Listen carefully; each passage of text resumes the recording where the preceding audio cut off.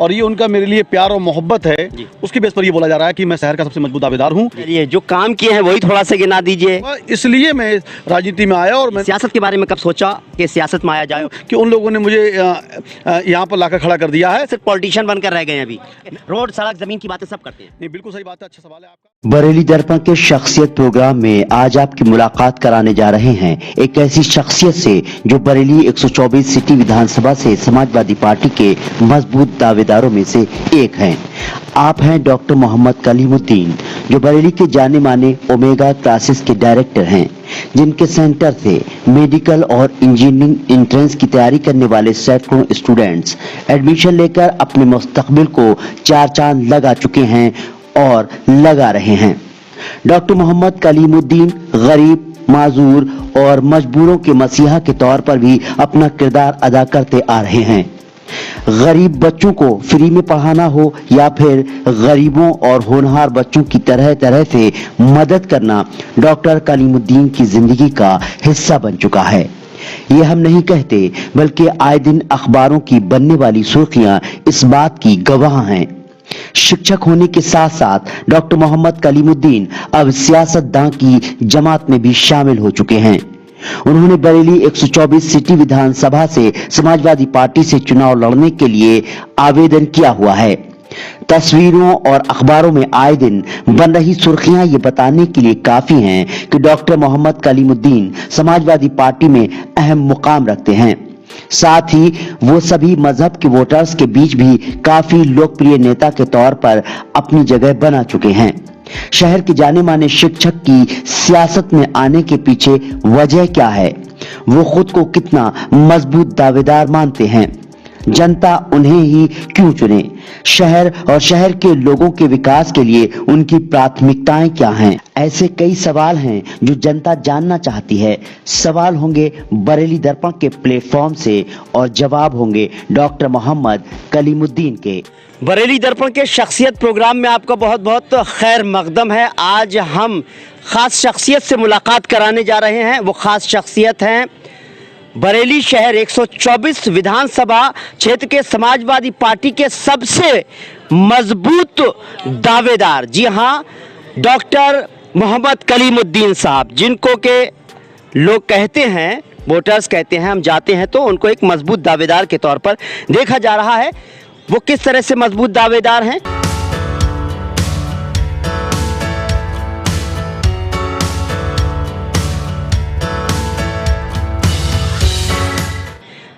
खासतौर से जब शहर की बात आती है तो किस तरह से उनको लगता है विकास कार्य करेंगे अगर उनको पार्टी उम्मीदवार बनाती है? और भी बहुत सारे सवाल होंगे जिस पर हम बात करेंगे। डॉक्टर कलीमुद्दीन साहब, आपका बरेली दर्पण में बहुत बहुत स्वागत है। बहुत शुक्रिया, बहुत बहुत आपका।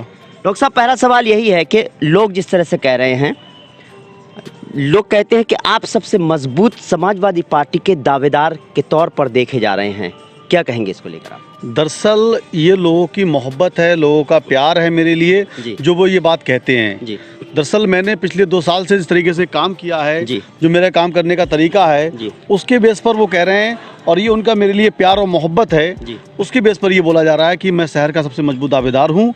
और मैंने जो काम किए, जैसे दोनों कोरोना काल रहे हैं, उन कोरोना काल में मैंने जनता के बीच में पहुँचकर जनता की जो मदद की है, जो उसके साथ काम किया है, इन सब की वजह से लोग ये बोल रहे हैं कि मैं शहर का सबसे मजबूत दावेदार हूँ। चलिए, जो काम किए हैं वही थोड़ा सा गिना दीजिए।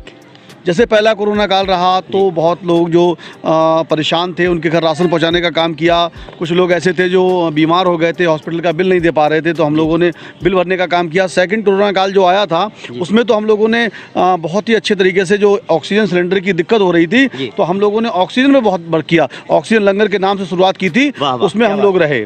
इसके अलावा 5000 परिवार तो राशन पहुँचाने का काम किया, और कम से कम 40 से 50 ऐसे पेशेंट हैं, मरीज हैं, जो हॉस्पिटल का बिल नहीं भर पा रहे थे।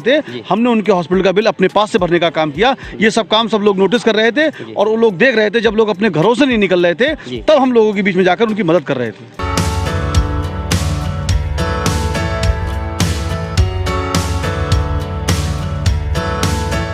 डॉक्टर साहब, देखा जाए तो आपका नाम अभी मैं कहूं कि जल्दी सियासत में नज़र आता है, हर जगह होर्डिंग नज़र आते हैं, लेकिन अगर आपकी शख्सियत की बात की जाए तो ओमेगा क्लासेस जो है अपने आप में एक जाना पहचाना नाम है। तो ये ओमेगा क्लासेस कर रही थी डॉक्टर कलीमुद्दीन साहब कर रहे थे, एक समाज सेवा के तौर पर हो रहा था, या आगे ऐसा सोचा हुआ था कि समाज पॉलिटिक्स में जाना है तो कुछ करना है, सामाजिक तौर पर काम करना है? दरअसल इस तरीके की कुछ सोच नहीं थी। मैंने जो भी समाज सेवा की, जो भी काम किया, वो अल्लाह की रजा के लिए किया, जिससे अल्लाह मुझसे राजी हो जाए। और बाकी मैंने जब जनता के बीच में पहुंचा, उनका दर्द देखा और मैंने बहुत करीब से दिक्कतें देखी, तो मुझे लगा कि मैं किसी और पद पे रहूंगा तो इंशाल्लाह मैं और ज़्यादा मदद कर पाऊंगा, इसलिए मैं राजनीति में आया और मैंने 124 शहर विधानसभा से आवेदन किया है।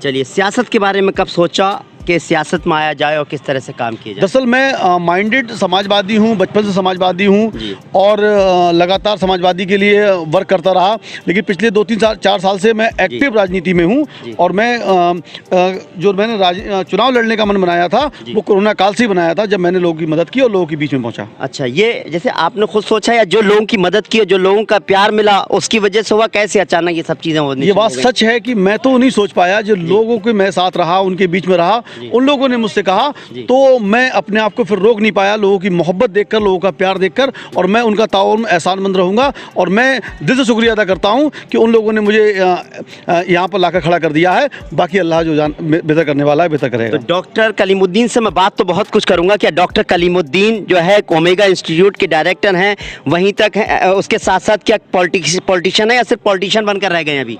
नहीं, मैं आज भी उस ओमेगा का डायरेक्टर हूँ, और मैं सबसे ज़्यादा अपने आप को ये कहलाना पसंद करूँगा कि ओमेगा का डायरेक्टर हूँ। और आज भी मैं जैसे मैं क्लास पहले पढ़ाता था वैसे आज भी पढ़ाता हूँ, चूँकि मैं डायरेक्टर होने के साथ साथ केमिस्ट्री का टीचर भी हूँ, और मैं आज भी सब केमिस्ट्री पूरी मैं पढ़ाता हूँ और उस पर मैं काम करता हूँ। उससे ज़्यादा मैं अलग नहीं जा सकता, क्योंकि वो मेरी जान है, मेरी धड़कन है, और सब कुछ ओमेगा है मेरे लिए। हम विकास की भी बात करेंगे, लेकिन डॉक्टर साहब, बरेली के विकास, बरेली की ज़रूरियात पर ज़रूर मैं बात करूंगा, लेकिन उससे पहले आपसे सवाल यही, आप एक टीचर हैं, शिक्षक हैं, तो आपके लिए बरेली में कौन सी ऐसी चीज़ें हैं जो बहुत ज़रूरी हैं? आपको अगर पार्टी उम्मीदवार के तौर पर घोषित करती हो, आप चुनाव लड़ते हैं, तो शिक्षा के क्षेत्र में सबसे पहले बात करूँ कि रोड, सड़क, ज़मीन की बातें सब करते हैं। नहीं, बिल्कुल सही बात है, अच्छा सवाल है आपका। चूँकि मैं मेडिकल फील्ड से जुड़ा हुआ हूँ, टीचर भी हूँ तो मेडिकल फील्ड का टीचर हूँ, तो सबसे पहले मेरे बरेली में जो काम रहेगा वो मेडिकल कॉलेज पे काम रहेगा, अच्छी मेडिकल फैसिलिटी पे काम रहेगा। अगर अच्छा मेडिकल कॉलेज यहाँ पर होता तो लोग बाहर पढ़ाई करने के लिए नहीं जाते। इसके अलावा हमें शिक्षा पर बहुत वर्क करना है, शिक्षा पर बहुत सुधार करना है, तो मेरे यही मेन मुद्दे हैं। मेडिकल कॉलेज है, अच्छी शिक्षा है, अगर अच्छी शिक्षा होती लोग बाहर पढ़ाई करने नहीं जाते। यहाँ पर अच्छी शिक्षा की ज़रूरत है, हमें उस पर काम करना होगा। देखिए, मैं विकास पर बात करूंगा, क्योंकि मैं समझता हूँ ज़्यादातर सवाल इसी तरह के होते हैं कि शहर में कौन सी ज़रूरियात हैं, कौन सी परेशानियाँ, अब बताते भी हैं, उसके बारे में ज़रूर बात करूंगा। लेकिन ये बताइए, अभी कुछ दिनों में मैंने मीडिया में पढ़ा कि आपके साथ शिक्षक वर्ग जुड़ा, आपके साथ कुर्मी समाज जुड़ा, काफ़ी जो है लोग जो है आपके साथ जुड़ रहे हैं, तस्वीरें, वीडियो आ रहे हैं, उनके बारे में थोड़ा सा ज़रूर रोशनी डालिए, कौन कौन से लोग जुड़े हैं, क्योंकि समाजवादी पार्टी जो है सर्व धर्म समाज यानी सभी समाज को लेकर चलती है, तो क्या उसी विचारधारा के साथ आपके साथ जुड़े? नहीं, बिल्कुल सही बात है। आज मुझे बरेली शहर में मजबूत दावेदार माना जा रहा है, बहुत अच्छा उम्मीदवार माना जा रहा है। उसका रीज़न भी यही है, मुसलमानों के साथ साथ मैंने जितने भी नॉन मुस्लिम लोग हैं, हिंदू समाज के लोग हैं, उन पे काम किया है। आप देख लीजिए, बड़े बड़े सम्मेलन देख लीजिए, चाहे राठौर समाज का सम्मेलन हो, गंगबार समाज का सम्मेलन हो, वाल्मीकि समाज का सम्मेलन हो, जाटव समाज का सम्मेलन हो, आप देख लीजिए मैंने कितने बड़े बड़े सम्मेलन कराए हैं, और मैंने समाजवादी पार्टी में उन्हें जोड़ने का काम किया है। इससे बड़ी और अहम बात यह है कि अभी कुछ दिन पहले की बात है, 19 तारीख को मैंने 19 दिसंबर को एक बहुत बड़ी ज्वाइनिंग कराई थी। जितने बुद्धिजीवी वर्ग की ज्वाइनिंग थी बरेली राजेंद्र नगर में, जितने टीचर थे, मैंने उन्हें ज्वाइन कराने का काम किया है। लगभग 70-80% टीचर जो हैं समाजवादी पार्टी के साथ जुड़ गए हैं, और ये मेरी मजबूती है, ये मेरी ताकत है। कहा जाए कि आप टीचर हैं, आप एजुकेशन में हैं, तो वो लोग आपको देखकर जुड़े हैं या पार्टी के को देखकर या पार्टी के जनाधार को देखकर उनका आपके साथ जुड़ना माना जाए, क्या कहेंगे? दरअसल वो उन्होंने कंपेयर किया 2012 से 17 का जो समाजवादी का काम था और 17 से अब तक जो बीजेपी का काम करने का तरीका था, तो उन्होंने दोनों चीज़ों को कंपेयर किया। कंपेयर करने के बाद उन्होंने पाया कि बीजेपी केवल धर्म की राजनीति करती है और समाजवादी पार्टी डेवलपमेंट की राजनीति करती है, एजुकेशन की राजनीति करती है, रोजगार दिलाने का काम करती है, आपस में भाईचारा बढ़ाने का काम करती है। क्योंकि टीचर जो होता है वो कभी भी किसी धर्म से काम नहीं करता, वो केवल सबको एक साथ लेकर चलने का काम करता है। उसके बाद उनके सामने कलीम उनका अपना था, उनके बीच से निकल के आया था और उन्होंने कोई समय नहीं लिया समाजवादी पार्टी को ज्वाइन करने के लिए। और आप देखिए ज्वाइन होने के बाद समाजवादी को और ताकत मिली है 124 साल विधानसभा से। बहुत अच्छी बात है। सवाल है, क्योंकि शिक्षक वर्ग से जुड़ा हुआ है, डॉक्टर साहब आपसे लगातार इंटरव्यू होते रहेंगे अलग अलग तरह से, अलग अलग मुद्दों पर, लेकिन आज एक शिक्षक से इंटरव्यू कर रहा हूँ, एक शिक्षक के साथ साथ एक राजनीति में आने वाली शख्सियत से मैं बात कर रहा हूँ। सवाल यही है, यूपी टेट का एग्जाम होता है, सी टेट का एग्जाम होता है, पेपर जो है लीक हो जाते हैं। बीजेपी की जो पार्टी है, बीजेपी जो है वो पता नहीं किस तरीके की राजनीति करना चाहती है, वो क्या करना चाहती है। आप देखिए पिछले 2-4 सालों में जितने भी एग्जाम हुए हैं लगभग 80% एग्जाम जो हैं वो या तो कैंसिल हुए हैं या उनका रिजल्ट नहीं आया है। इन्होंने पता नहीं किस लेवल पर राजनीति करना चाहते हैं, पता नहीं क्या करना चाहते हैं। ये खुद कंसंट्रेट नहीं है अपने काम को लेकर कि हमें करना क्या चाहिए। ये खुद ही मतलब कंसंट्रेट नहीं हो पा रहे हैं कि हमें क्या लागू करना है, क्या ख़त्म करना है। अभी आप कुछ भी मुद्दा देख लीजिए, जैसे अगर जीएसटी का मुद्दा देख लीजिए, जब ये विपक्ष में थे तो उसका विरोध करते थे, लेकिन जब जैसी सत्ता में आए तो सबसे पहले उसे लागू किया। पता नहीं क्या चाहते हैं। चलिए मैं एक बात ये पूछना चाह रहा हूँ डॉक्टर साहब, आपका ओमेगा क्लासेस को बार बार इसलिए कह रहा हूँ कि 70% जहाँ तक स्टूडेंट हैं मेडिकल में जाते हैं। घर में एक डॉक्टर बनता है तो 3 पीढ़ियां सही हो जाती हैं, जहाँ तक कहा जाए।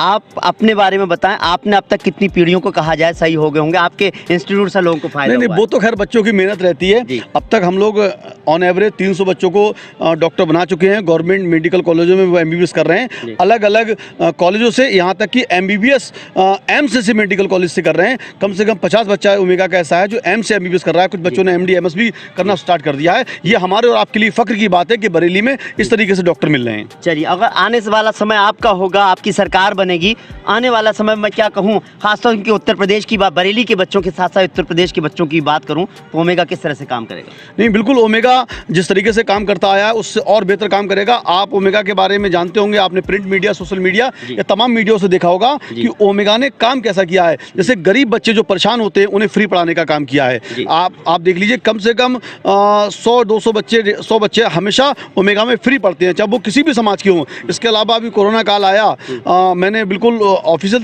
तौर पर एक घोषणा की थी कि कोरोना काल में किसी बच्चे के माँ या बाप में से किसी एक का भी अगर इंतकाल हो गया हो तो ओमेगा उसे फ्री पढ़ाने का काम करेगी और ये काम हमेशा होता रहेगा और ये हमें पहले से ही होता आया है। क्या बात है डॉक्टर साहब, मैं सलाम करता हूँ आपको। वाकई आपने जिस तरह से कहा है, वाकई मैं कहूँ कि जो बात आपने कही है वो उस अनमोल है। वो बात जिन लोगों के लिए अगर वालिदैन में से एक का इंतकाल हो गया है तो उसके लिए किस तरह से डॉक्टर कलीमुद्दीन सपोर्ट कर रहे हैं, चैनल पर ही बोल रहे हैं और ऐसा कहा जाता है, इस तरह से सपोर्ट करते हैं। फिर सियासत पर ही आ जाते हैं, बरेली की सियासत पर आ जाते हैं।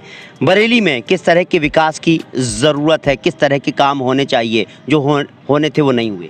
दरअसल काम इस समय थोड़ा बहुत जो हो भी रहा है, हल्का फुल्का आपको दिख रहा है, वो सब जो स्टार्ट हुए हैं वो हमारी सरकार के हैं। हमारे राष्ट्रीय अध्यक्ष जी माननीय अखिलेश यादव जी जो मुख्यमंत्री थे उस समय उन्होंने स्टार्ट किया था उस काम को और उसे इन्होंने इस समय में केवल फीता काटने का काम किया है। कहीं डेवलपमेंट नहीं हुआ। आप रोड देख लीजिए कितने खुदे हैं, कितनी स्थिति खराब है। हमें कोई रास्ता तय करना हो 5-7 मिनट का तो हमें कम से कम आधा घंटा लग जाता है।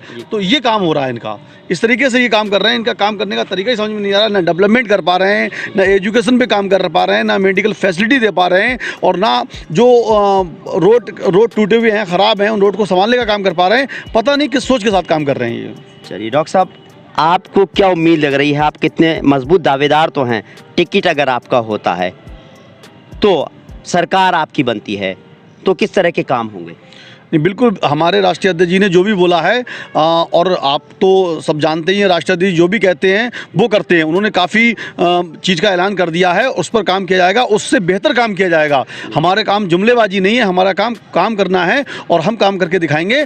हम अगर बरेली की अगर बात की जाए, अगर राष्ट्रीय अध्यक्ष जी मुझे टिकट देते हैं तो इंशाल्लाह मैं समाजवादी को सीट जीत के दिखाऊंगा। मैं ये आपसे वादा कर रहा हूँ और मैं आपसे बिल्कुल आपके सामने ये बोल रहा हूँ और जो भी मैं वादा कर रहा हूँ, जो भी काम करने के लिए कर रहा हूँ वो इंशाल्लाह मैं बहुत ही जोर खरोश के साथ उस काम को करूँगा। चलिए, उम्मीद यही करते हैं। डॉक्टर कलीमुद्दीन साहब ने कहा कि अगर मुझे टिकट मिलता है, क्योंकि मजबूत दावेदार तो है ही, लेकिन सब कुछ जो है हाईकमान पर डिपेंड करेगा। अगर कलीमुद्दीन साहब को टिकट मिलता है तो वो विकास के कार्यों को जो है किसी भी तरह से, हर तरह के विकास कार्य करेंगे। जिस तरह से अखिलेश यादव ने कहा उनकी सरकार काम करेगी, कहा जाए कि रोज़गार देने की बात होती है, बिजली की बात होती है, सभी जानते हैं। मैं डॉक्टर कलीमुद्दीन से इस तरह के सवालों कभी करना नहीं चाहता था। आगे भी इंटरव्यू होते रहेंगे, उनसे बात करेंगे।